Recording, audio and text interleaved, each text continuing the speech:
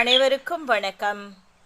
மரமும் செடியில் இன்றைக்கு நாம பார்க்க இருப்பது வண்டுகடி பச்சலை அல்லது சீமை அகத்தி. சீமை அகத்தி இலை, மலர்கள் மற்றும் மரப்பட்டைகள் உடல்நல பாதிப்பை தீர்க்கும் மூலிகை மருந்துகளில் பயன்படுகின்றன. உடல் சருமத்தில் ஏற்படும் சொறிசிரங்கு, தேமல் போன்ற சரும வியாதிகளையும் இரத்த அழுத்த பாதிப்புகளையும் சரி செய்யும்.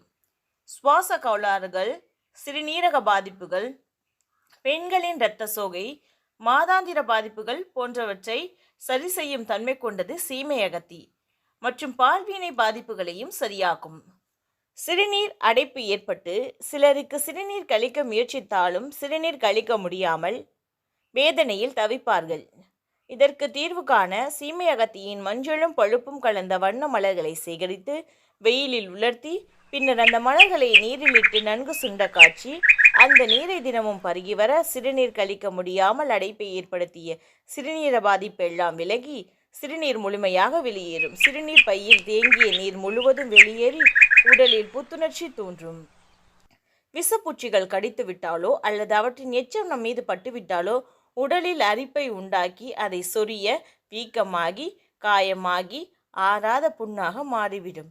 இதற்கு தீர்வாக சீமை அகத்தியின் பசுமையான இலைகளை நன்கு அரைத்து அத்துடன் எலும்புச்சை சாறு சேர்த்து உடலில் அரிப்பு, ஆறாத புண் மற்றும் வண்டுகடி காயங்கள் மீது தடவி வர சில நாட்களில் விஷக்கடி பாதிப்புகள் நீங்கி உடலில் ஏற்பட்ட காயங்கள் ஆறிவிடும். சீமை அகத்தியை உடலுக்குள் உட்கொள்ளும் மருந்துகள் மூலமும் மட்டுமின்றி உடலுக்கு அழகு தரும் வெளிப்பூச்சி மருந்தாகவும் பயன்படுத்துகின்றனர். படர்தாமரை பாதிப்பை சரி செய்ய பசுமையான சீமை அகத்தி இலைகளை நன்கு மைய அரைத்து அதில் சிறிது தேங்காய் எண்ணெய் சேர்த்து தினமும் இருவேளை படர்தாமரை உள்ள இடத்தில் தடவி வர விரைவில் பாதிப்புகள் நீங்கி உடல் சருமம் இயல்பாகும். சீமை அகத்தி கீரையை பூஞ்சை தொற்று மற்றும் வியாதி எதிர்ப்பு தன்மையில் சிறந்த ஆற்றல் பெற்றுள்ளது. உடலில் வேர்வை தோன்றும் இடங்களில் ஏற்படும் பூஞ்சை தொற்றால் சருமத்தில் உண்டாகும் அடர்ந்த சிவப்பு வண்ண தேமல், அரிப்பு, சொறி, சிரங்கு போன்ற அந்த சீமை அகத்திக்கீரையை 200 கிராம், குப்பைமேனி 100 கிராம், கஸ்தூரி மஞ்சள் 2 துண்டு, மிளகாய் 4 பல் ஆகியவற்றை நன்றாக இடித்து அதனை 1/2 லிட்டர் தேங்காய் எண்ணெயை போட்டு காய்ச்சி தடவி வந்தால் விரைவில் நிவாரணம் கிடைக்கும்.